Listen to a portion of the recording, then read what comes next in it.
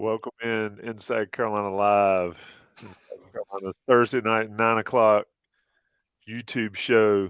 Shout out to the 40 plus people already in here, and shout out to Johnny T-shirt, johnnytshirt.com for sponsoring this show as well as all the rest of Inside Carolina's podcast lineup.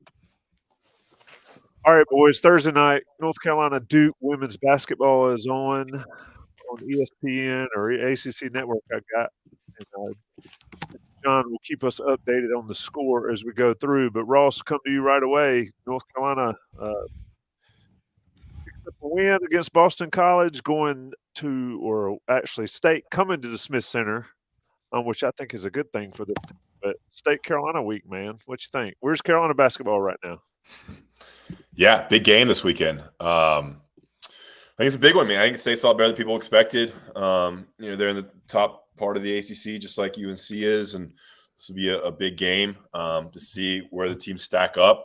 I think UNC's had two easy opponents the last two games, Louisville and Boston College, and they kind of took care of business there, dominating Louisville, and then I think Boston College stayed around a little longer than they would have liked, but putting them away eventually in the final minutes. And it's a big one. It's gonna be crowd. I think it's gonna be the best crowd they've had all season. I think that'd be fair to say. It's gonna be hyped up. It's a great time for families and stuff. So I think you'll have a packed Dean Dome for the first time this season, and I'm excited to cover it. Should be a good one. Adam, what do you think? Big game, right? Definitely a big game. I think it's a huge game. Noticing the comment from John Grisham over there about your haircut, Ross. He's very observant. There you go. Yeah, he's all over it. Yeah, I think it should be. I think it should be a look at that. I still don't know how to do that. From famous author. It's probably best. It's probably best you don't know how to do it. John Grisham, real John Grisham too, right? Yeah, absolutely. Author.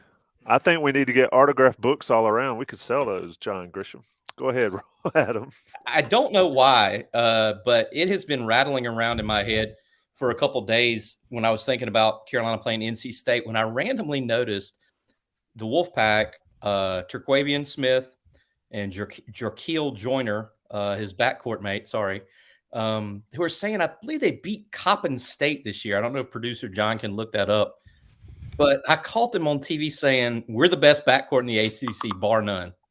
And, someone actually said, some reporter there after that game, it might have been in Reynolds. It might have been the Heritage game in Reynolds they play every year.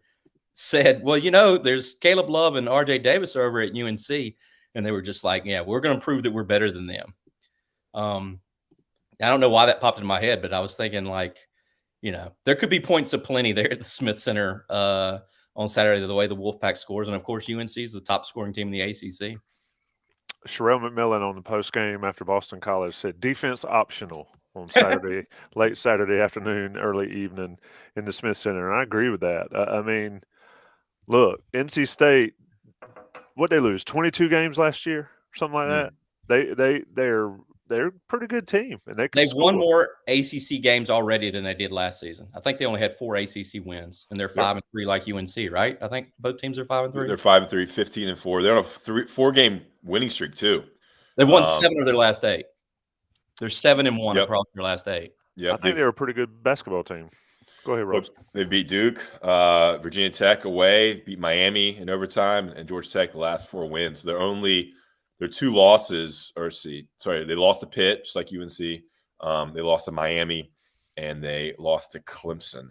They're on, like Adam said, they've won 7 of the last 8, that one game being Clemson. So they haven't done much losing since early December.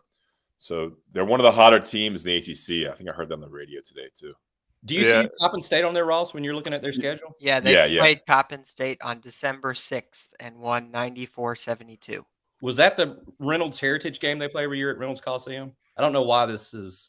I guess it doesn't matter. But it was at Reynolds. Yeah. Yes, okay. I think that's the game where they got on the mic. I don't know if it was a JB Ricks Spectrum News situation, but they were talking. They were feeling good, and they're good players. I mean, Terquavian leads the ACC in scoring, obviously. So I don't know if anyone has anything for Armando down low when he's playing the way he's been playing. So I don't know if NC State does. It's kind of why I thought I mean, I thought winning in Charlottesville would be a tall task, but for some reason, I thought Carolina was going to do it. I didn't think Virginia had an answer for Armando, even though they have the bigs there. So anyway, I don't know if the Wolfpack does. We'll see.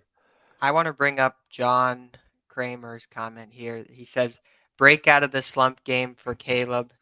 He has 21, 5, and 5.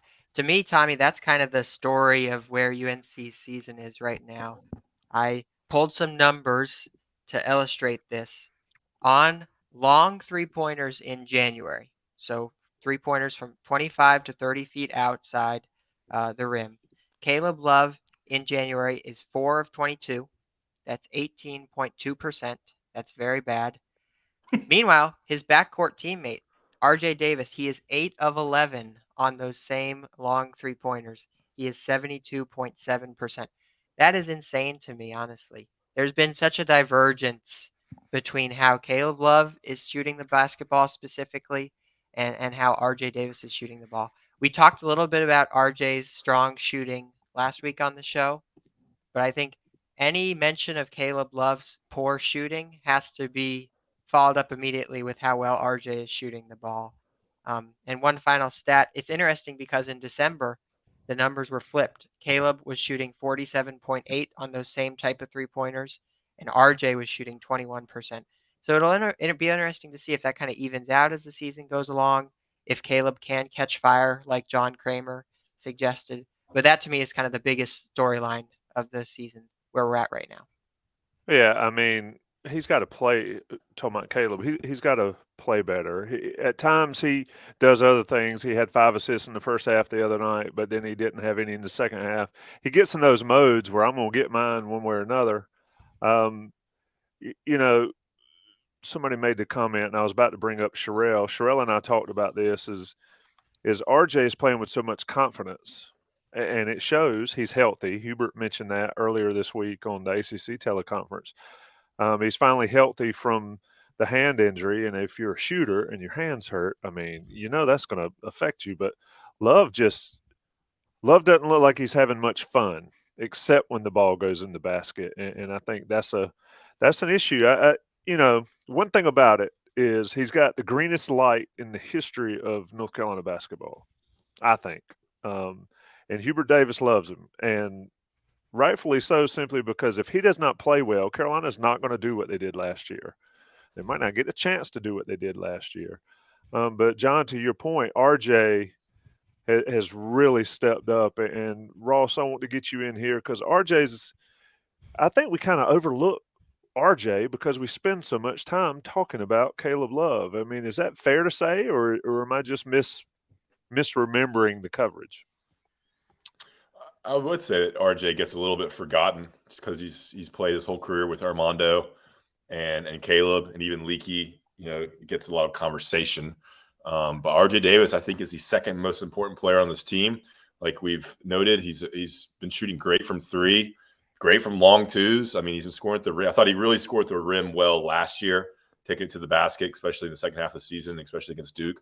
But he is yeah, I mean, he's been fantastic. And, you know, when he shoots the three, you almost think it's going in. He had that fake, that pump fake. The defender went flying. He knocked it down. So he's hitting transition threes. You're seeing a lot more of that this year, which are hard shots to make when all your momentum's going one way, knocking down transition threes. But I think he's been fantastic. I think he's been clutch, and I think he's the second most important player of this team. I think Caleb could go out, and I think they wouldn't miss Caleb as much as they would miss RJ, in my opinion.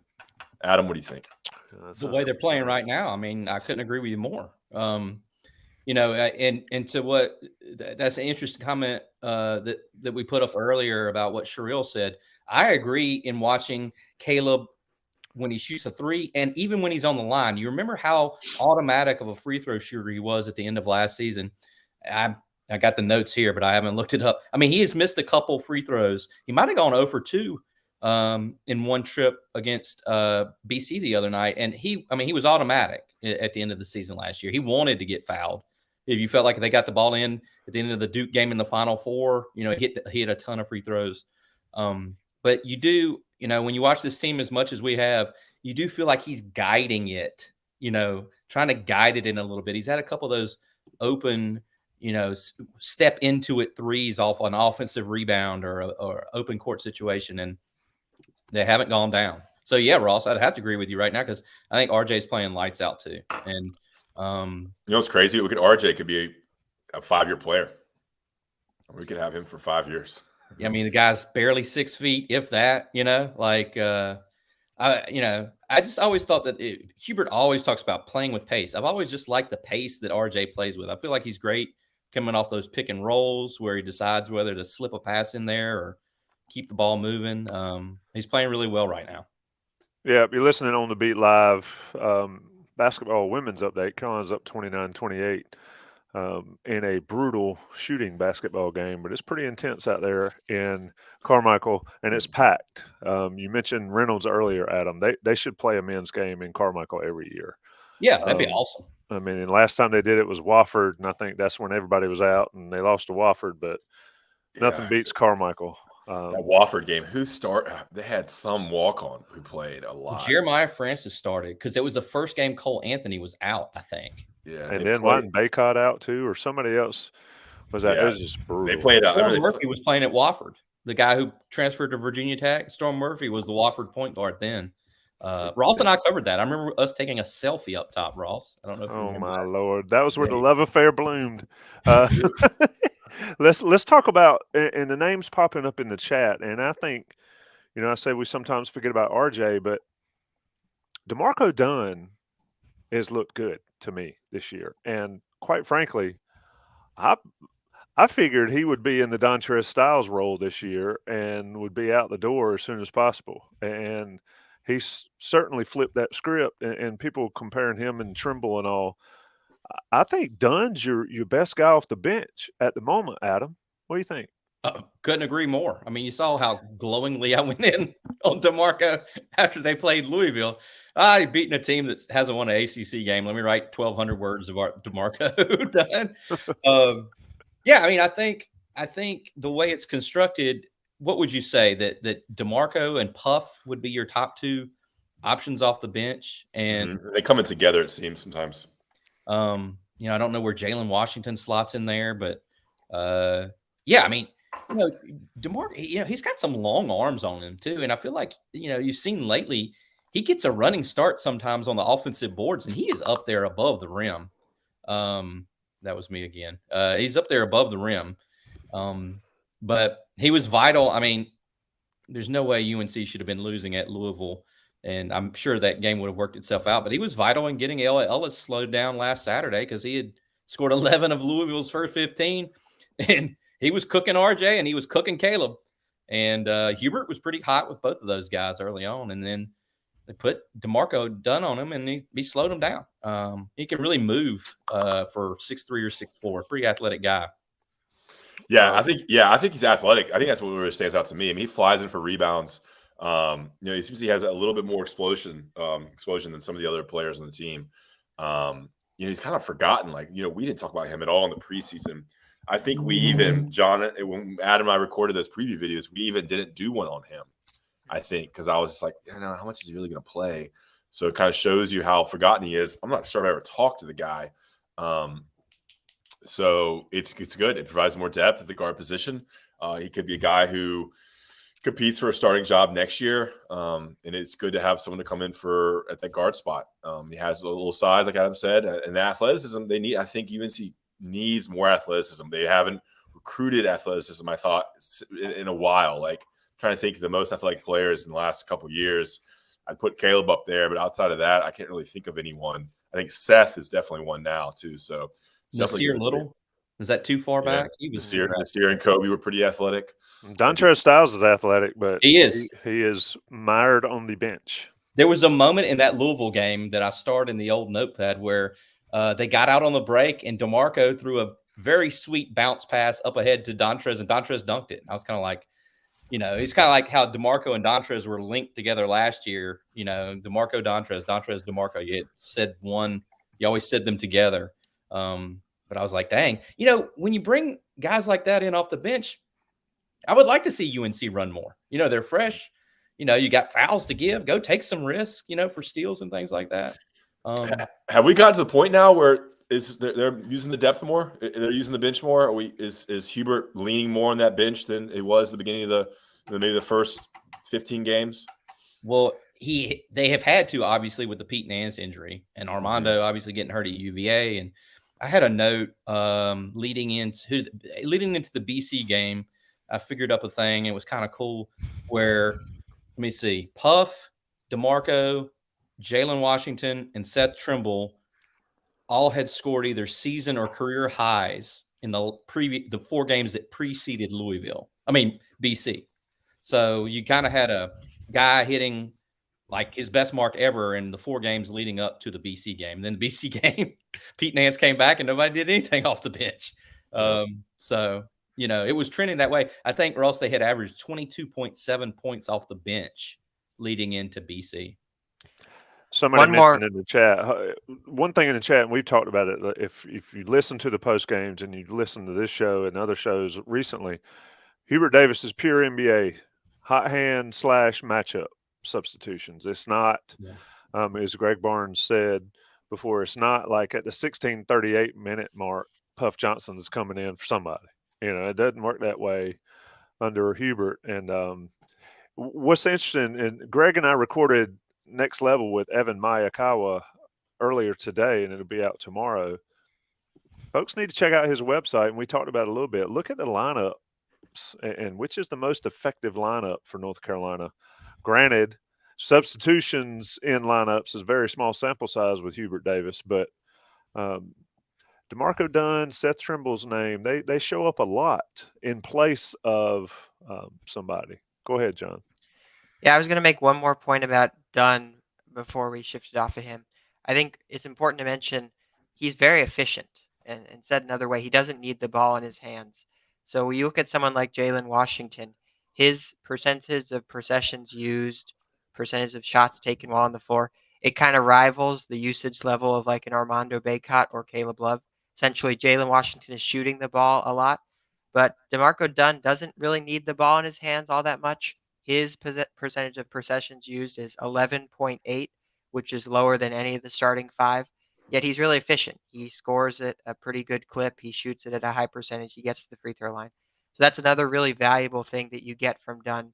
He's a guy who can come off the bench, but he doesn't need the ball. He doesn't need to eat up a bunch of possessions to get his shots and his points. I'd almost like DeMarco to shoot more. He doesn't play too much, but he's only shot 23s. He's made 9, so it's a really high clip. As John was talking about, I think he's 45% from 3. I mean, if he can be a perimeter threat, knock down 2 or 3 threes per game, that would completely change what this team looks like. Especially now, when Caleb's a little bit of a slump. Be great to see him. I think DeMarco, he's not. I mean, it adds a whole different element when he's knocking down a couple threes per game. We're talking about the lineups. How about this one? You would have to really have watched the IC YouTube videos from the Louisville game to pick up on this one, but about fell out of my seat when Hubert said after the Louisville game that he had toyed with putting Leaky at the 5. He didn't say this, but the way I took it to mean was if they weren't going to have Armando, which he didn't think they were going to have, and they weren't going to have Pete, they weren't going to have those guys, instead of trying to go big, find the big guys to guard Sidney Curry and those guys at Louisville, they were just going to go super small. They were going to go 4 guards and Leaky at the 5, 200-pound Leaky Black. So I was like, Roy Williams would never, it's like completely different style.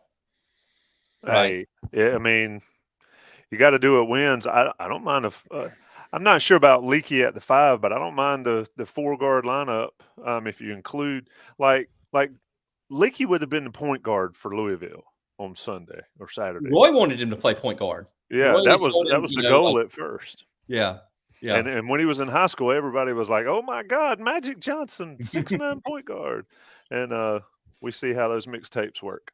But very effective either way, and certainly can play the guard role to your point, Adam, to be that 4-guard deal. And with him, so we talked about DeMarco, who I think is very important. Is Seth Trimble? Let me ask y'all this, and y'all talk to him on the regular. Seems like a great kid. He's a dog on defense. Ross, he seems pretty shy to shoot it when he's out there. He gets into the lane where he probably could take a shot. What's going on there? He's just trying to get a feel of the game, or trying not to screw it up, or does he know his role, I guess? Yeah, I mean, he doesn't – you talking about three-point shots? Anything. Yeah. I mean, maybe he just kind of understands his role. He's a freshman. He's not going to be the main offensive threat when he's on the court. He's only shot 5 threes. I think he kind of understands that right now he's not a three-point shooter. I think there was some video of him going around of him working on his shot after the Boston College game. But yeah, you're right. He doesn't really shoot that much either in the mid-range, a little bit more at the basket.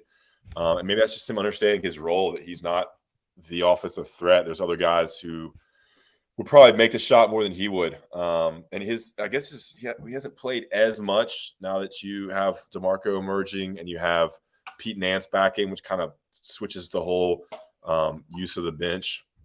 But you're right. I mean, he has a athletic element to this team, and he embraces defense, and he can lock down the other team's perimeter shooters. So he is a unique player for this team. But you're right. I don't think it's just not there for him. And look, good for him for not forcing it if he doesn't, feel like he's comfortable shooting right now. But when him and Leaky are on the court on the perimeter, it's like, who's going to shoot in this lineup? That's what's really scary. Like because Leaky can hit it, but he's just not a shooter. And so we have Seth and Leaky as two of your three perimeter players. It's kind of a scary proposition for UNC. They don't really have anybody who can knock down a three. Yeah, I mean, I was thinking as you were talking, you put Leaky and Trimble on Joyner and Terquavian Smith for NC State. That's a good matchup, but those guys are going to beat the defense. But to your point, who's going to score? And if you do that, then RJ and Caleb, if they're out there as well, if they're going super small, they better be hitting because NC State will find ways.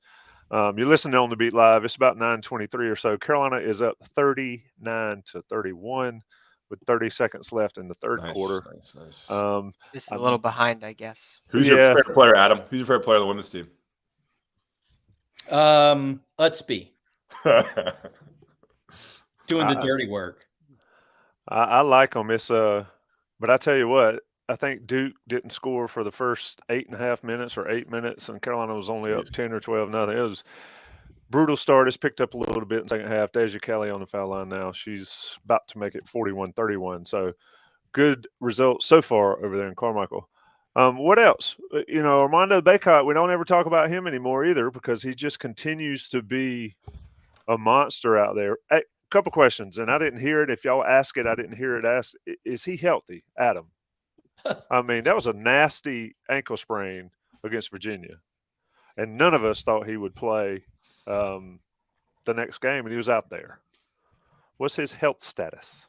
Armando randomly told me. I was me and a little fellow from the DTH were over there the other night to Armando, and the little guy let me get off like 7 questions in a row. I thanked him later. I was like, I'm sorry I hogged him. Armando randomly said, he goes, look, I'll be honest. I thought I was going to miss 2 or 3 games when he got hurt. I wasn't even asking him about that.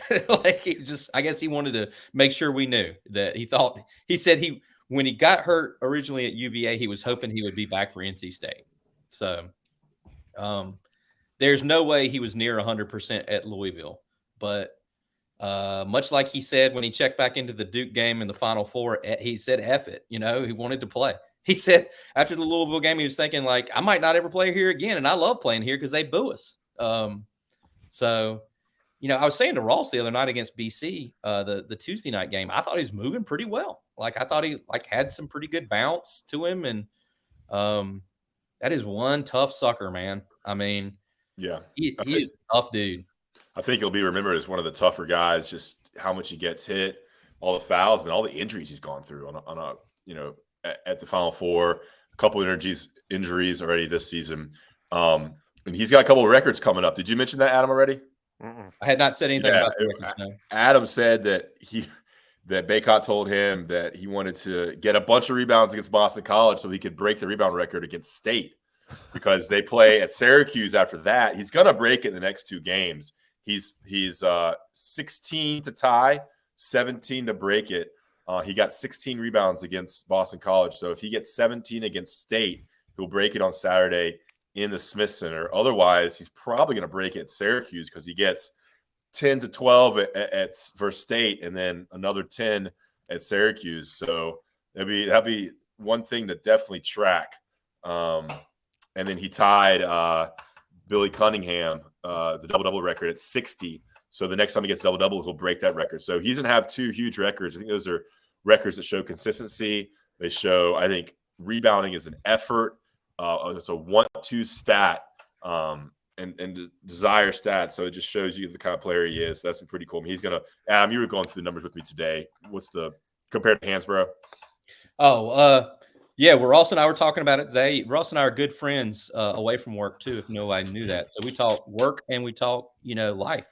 But I was doing I'm a very big nerd, and I was doing, I'll just look this stuff up sometimes. But as Ross and I were talking, I think it was, I don't know if Ross remembers the number. Yeah, Hansbrough played 142 college games, and Armando has played 118. And so Armando has done this in less games than Hansbrough. Is that right, Ross? Do you see it? Yep. So he could break it in 119 games compared to the record set at 142 games. He's gotten 16. He needs 16 to tie, as Ross said, and he's got 16 each of the last 2 games at less than 100%. It was kind of funny. I was telling Ross where we were sitting at the Louisville game. We were beside some local radio crew that was just hilarious, and they kept saying, "Baycott, the big man on the bum ankle scores again." Like, in your biggest radio voice you can imagine, like sounded like the 1950s or something, but the big man on the bum ankle. Can you keep that energy up the entire show? But yeah, and Ross and I were talking today too. The way I figured it out is he's averaging 11 rebounds a game. If he keeps it up at the pace he's on now, and they play a game in the NCAA tournament, which you would hope that they do. I factored in 2 games in the ACC tournament and 1 game in the NCAA tournament as sort of a baseline. He would finish 5th all-time in the ACC in rebounding, behind only, Dickie Hemrick, Ronnie Shavlik, and 2 guys named Tim Duncan and Ralph Sampson, if he kept it up. If he's getting 11 boards a game for the rest of this season. So what were those first 2 names again? Dickie Hemrick and Ronnie Shavlik, I think. I think the Wake Forest, Wake Forest State. There you go.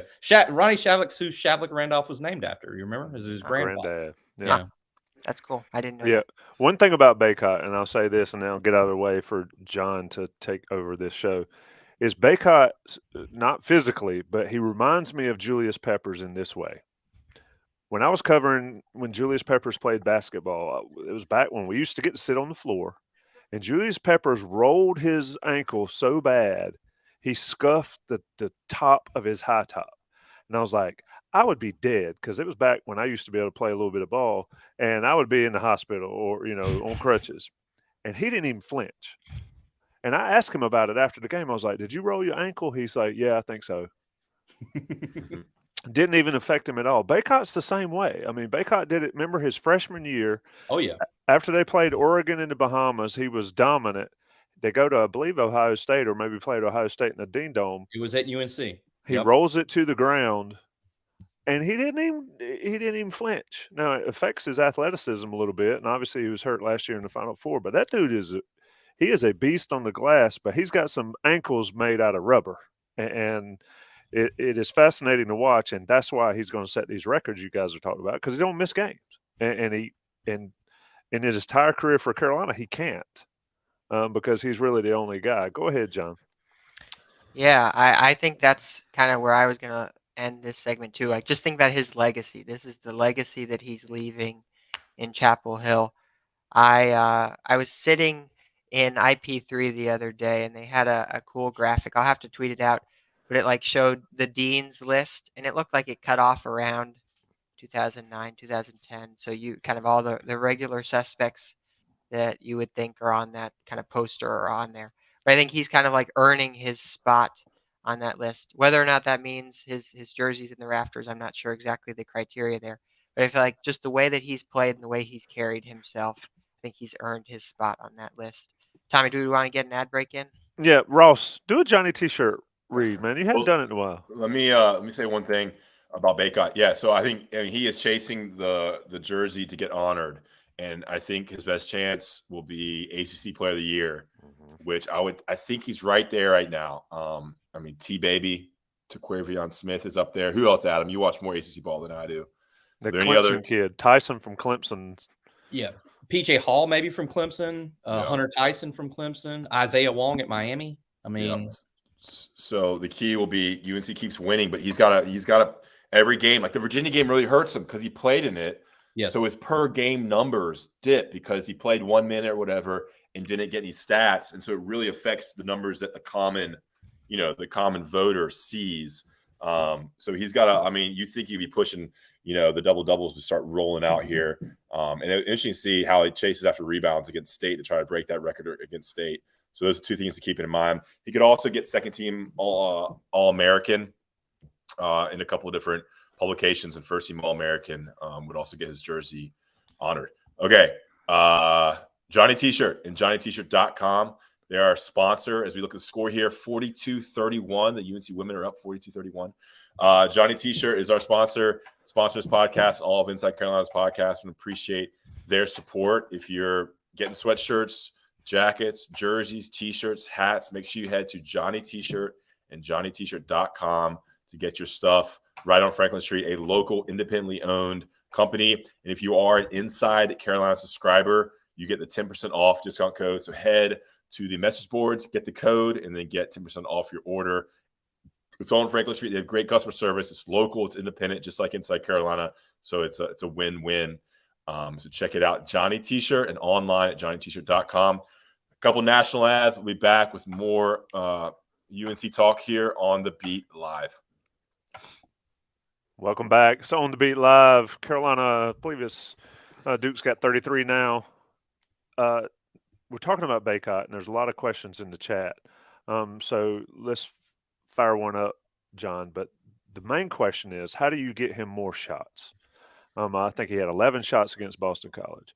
Under no circumstances, and this is my opinion, and Adam, I want yours, and then roll to Ross and to John. Under no circumstances should he not lead this team in shots every night. I don't think. For the reason because he's good. For also, Carolina's offense when Baycott's on the floor is just so much better than when he's involved, and it opens up everything else. Adam, fact or fiction? Baycott should lead the team in shots each night. It's fact, but it's still fiction because I mean, we all agree with you, but it's not going to happen because for several reasons.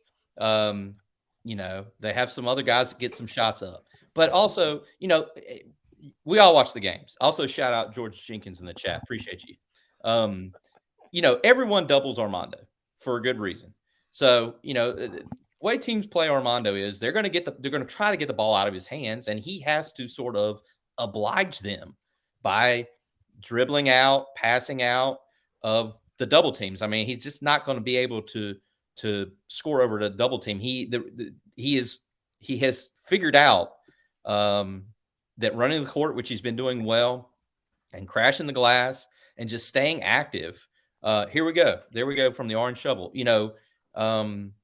Or how he's going to do it. If a team, now there were a few times BC decided that we're going to let Quentin Post, the big 7-footer, guard Armando one-on-one. If he has time, and you saw what he did, he didn't go over Post or through him. Ross and I were talking about, he's driving around him. He's driving around him for the left-handed layups and the reverse layups and stuff. But, 75% of the time, he's facing double teams, and that's why he's passing out, and that's why we're talking about Caleb Love shooting, because the shots are there. So, obviously, if you got him 20 shots a game, you got to like that. But I just don't think it's going to happen. Might happen in the NCAA tournament when you start playing these teams that don't, scheme up how to stop Armando for 4 days. But I just don't think that's going to happen. I mean, Puff Johnson was the only true entry pass I saw against Boston College. And they run their offense through them. They do. They get it to him. They run the offense through him. But now that offense, I don't want to say predicated, but is somewhat dictated on knowing he's going to get doubled and him making the right decision to get it out of the double team and keep it moving. So I mean, everything that he does is about hard work, in my opinion. I agree with that. I mean, you see him on the defensive glass, especially. He's not watching the ball. He's going to get where the ball is going to be, and there was a fight on the message boards about Jeremy Sohan about from Baylor that's now in the pros doing the same stuff he did, and how you get rebounds. And they talked about Rodman. When the ball goes up, Rodman's not watching the ball. He's trying to find where the ball's going, and that's what Baycott does. That's what R.J. Davis does, quite frankly. But Ross, just sort of to close out the Baycott discussion here before we move on to more questions. I mean, Hubert wants it to go through him, but is he happy with 11 shots when his guards get 16 to 18 each? Yeah, I mean, I think he's got to be shooting as much as you want him to shoot as much as possible. I think. Yeah, I mean, Adam said it. You want the ball running through him. You want him to get multiple touches, post, reset, kick it out, reset the post. I mean, when he gets it down low, when he has a foot in the paint, I mean, it's over. Usually, especially if he's single teamed, or what's that called? Single coverage. Single coverage. One-on-one. 12 shots would be a great number, I think, around that number. You see some crazy numbers with Caleb. I mean, I was going through them when I was writing the article with Caleb. I mean, 16 shots, 18 shots. I mean, Caleb shoots an incredibly high number of shots per game, so it's kind of weird to compare it to him. But I think this is the Roy Williams way. You always want the ball to go into your big man and for the offense to run through him, and you want him to shoot more. If he's in single digit, shots, I think you're doing something wrong. And I think Hubert said this. I think it was after the Michigan win. Like, we started getting him the ball early and often, multiple times. He's the first, second, third option on this offense. So Hubert gets it. So it's the way it's going to be. And one more point there, you three didn't mention free throws, which I think is a big part of Armando's game. Armando leads the ACC. He's number 1 in the ACC in fouls drawn per 40 minutes.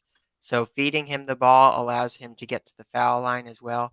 He hasn't been an amazing free throw shooter this year. He hasn't, hit all of his free throws, but I think that's a big part of his game as well, drawing fouls, getting to the line, wearing out the other team's defense. I want to bring in this question too. This is a good question here. What's the best way to use Pete Nance now that he's back? It seems like the offense is not as efficient with him on the court. He hit those 2 early threes earlier this week in the game. Adam, if you're the coach of the Tar Heels, how are you using Pete Nance? It's a tough question for me because I've thought about this a lot, and I don't know. I think I like Pete Nance's game. I think Pete Nance is a good player. I think Pete Nance is a useful guy to have out there. And then I think, when Puff is out there, UNC is more athletic. And, I know Jalen Washington is kind of a finesse big, and he's kind of plotting in a way. He's not Giannis by any stretch of the imagination, but, I like Jalen Washington's games too. I feel like I mentally sort of am down on Pete Nance. I'm down on Seth Trimble too. Really? We were talking about him earlier. Seth Trimble cannot shoot. He's a terrible shooter. Somebody said it in the chat. It's exactly the wind up on Seth Trimble. I mean, good God, what is he doing with that thing? But anyway, between Lebo and Hubert Davis on that staff, I would think that shooting form will be adjusted. And he's a great athlete. You would think he could figure it out athletically, although Tokudo never did. But anyway, Pete, I do not know what you do with Pete Nance.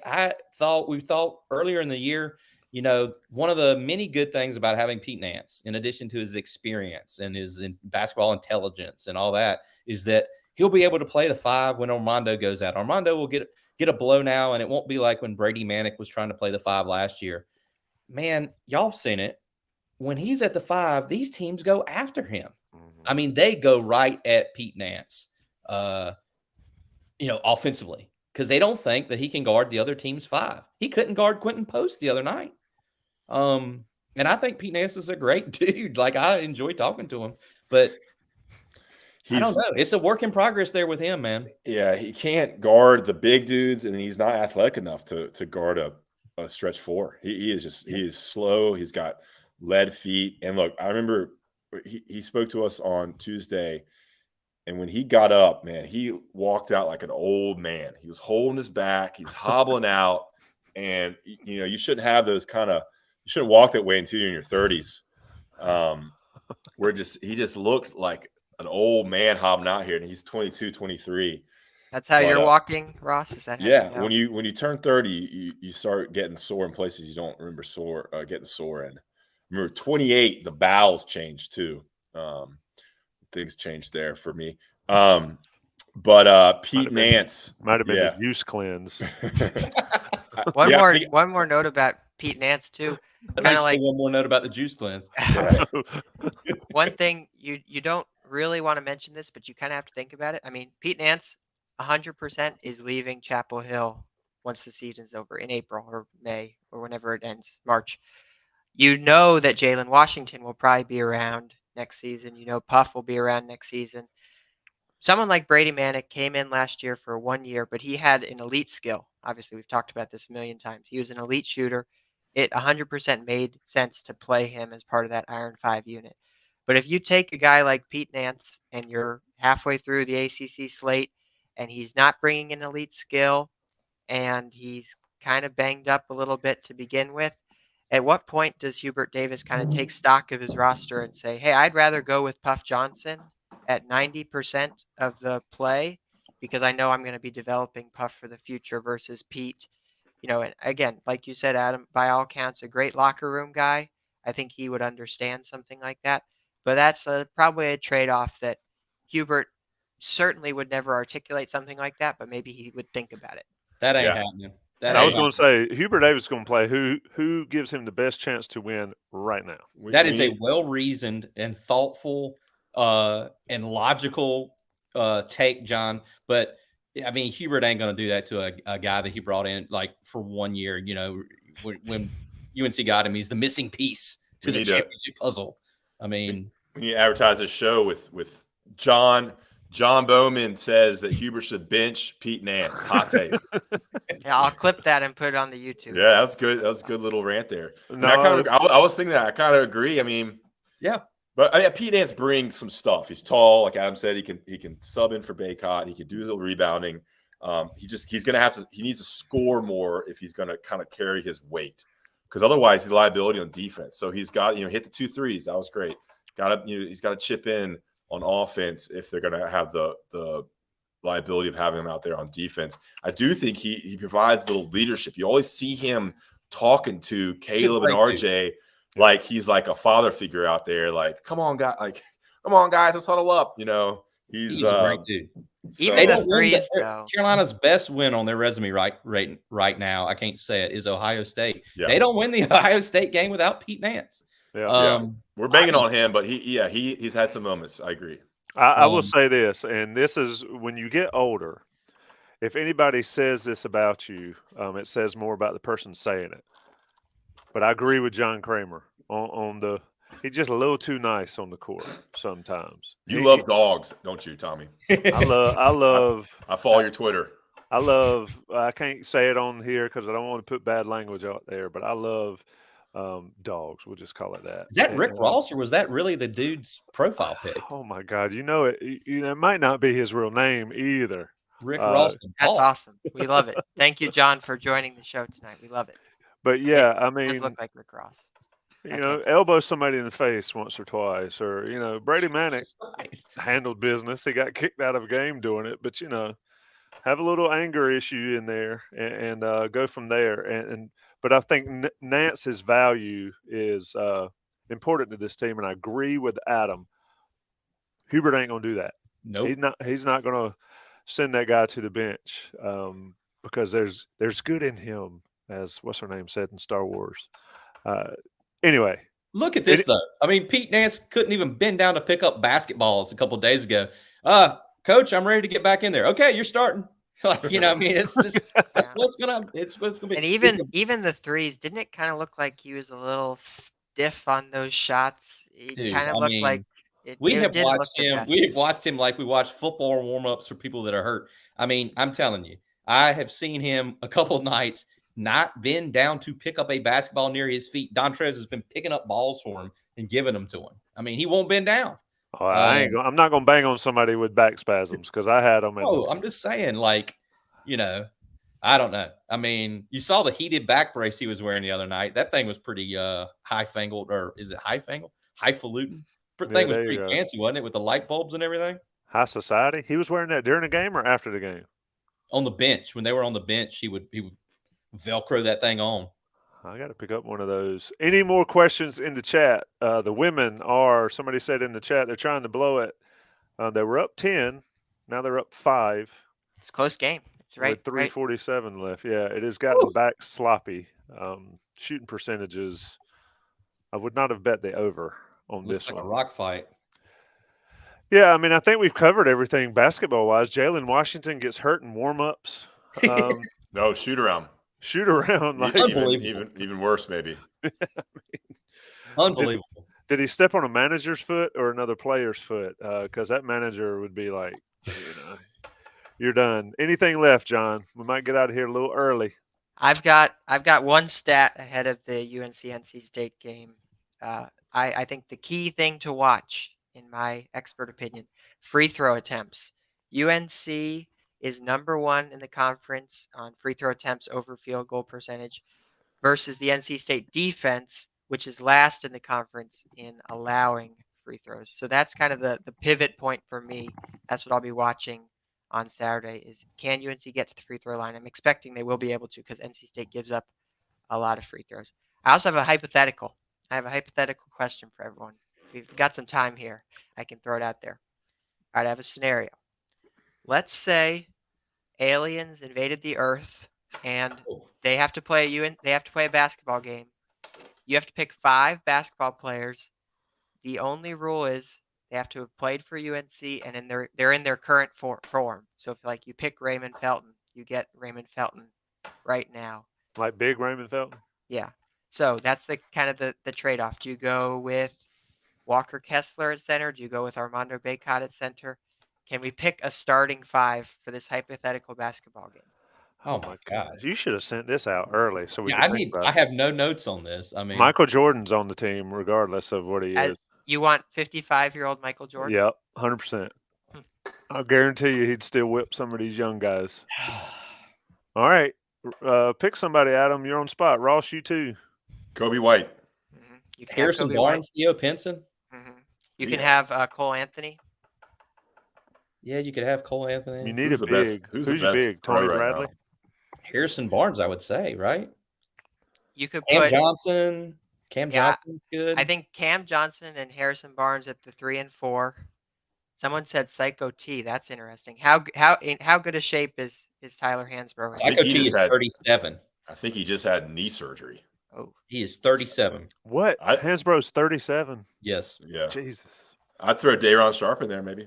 That's a good one, Ross. Yeah, that's a good. That would probably be my pick over Bacot. Here are the current player. Here are the current players. Ready? In the NBA: Cole Anthony, Harrison Barnes, Tony Bradley, Reggie Bullock, Danny Green, who's injured, Justin Jackson, Cameron Johnson came back from injury tonight, Walker Kessler, Nasir Little, Theo Pinson, Day'Ron Sharp, Kobe White. I've always been a good starting lineup. Fan. Not Sean May. Sean May is not on this team. Sorry, Jake. Why not, John? Somebody in the. Why not, John? Sean May might not be able to run. I'm not going to say anything. The dude was a monster when he was at Carolina. That's the rules of the thing here. I would go Cole and Kobe, and then Harrison Barnes, Cam Johnson, and maybe Cam Johnson, and then Day'Ron Sharp. Yeah, I like that. Good one in the chat. I mean, he played 22 years in the NBA. Yeah, folks got to listen to the rules. They have to be in their current. No, state. I'm saying. No, I'm talking about the chat. I agree with you. Okay, but I'm saying like he could probably make if it's a 12-man roster, he could probably make it at 40, whatever he is. I'm having Jordan. I'm having Jordan on the team just for the dogness. And I like Ross's. To be honest, I like Ross's starting lineup. Tony Bradley is still pretty good. Dude, I do not want Tony Bradley. I take myself over Tony Bradley. Who was your lineup, Ross? I said Cole, Kobe, Harrison Barnes, Cam Johnson, and Day'Ron Sharp. Yeah, that's pretty nice. That's pretty nice. I got a hot take wild card. What if you pull together the Iron Five? You bring Brady back from Australia. You put him out there off the bench for one game. I'm saying I want the Iron Five just as it is right now. Thoughts? You would take them versus the Monstars?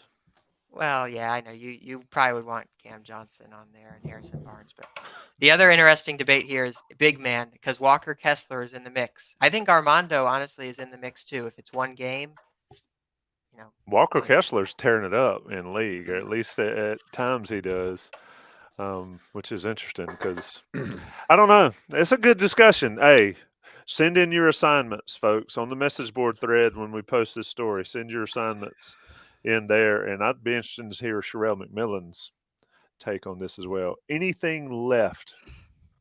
Rasheed Wallace can still ball. Rasheed Wallace would 100% be on my all-time Carolina team.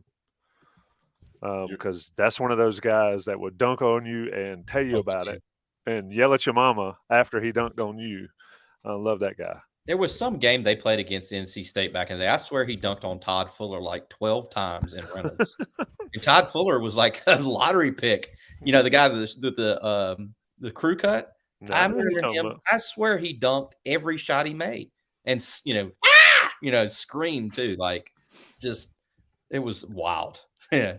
Just a tease for Inside Carolina Live on Saturday. And I'm sorry, I'm pumping my own shows, but George Lynch will be in studio with us. So Dwayne Eason, tune in Inside Carolina Live on the YouTube channel, the same way you're watching this, 10 to 12. Good job with that, Tommy. You did a great job. I know you like that segue. I should roll by on my segue and say, and Saturday on Inside Carolina Live. But yeah, George Lynch is joining us in studio for that with Joey Powell. We've got some other guests.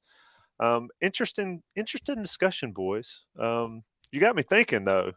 I need to go on the old video game and create all the Carolina players and see if we can stand now, up. what did aliens have to do with it, John? Do you have some sort of alien fetish? Let me tell you how I got to that real quick, and then we can end for the night. Ross, you tweeted out the "We Are the World" video last night, and then I started thinking, who would be in the "We Are the World" video if you did it right now? So I was thinking, like, okay, what singers would you get?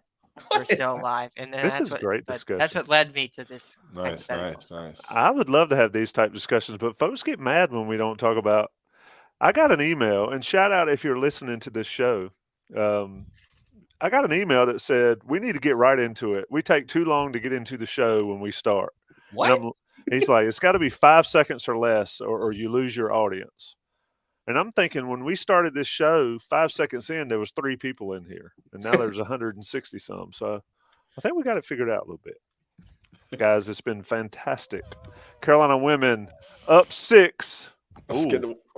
Up 5. Let's get out of here so we can watch the end of North Carolina and Duke. On the Beat Live, it's been that with Johnny T-Shirt and JohnnyT-Shirt.com. John Bauman, Ross Martin, Adam Smith will be back next week, same time, same place. Thanks, guys.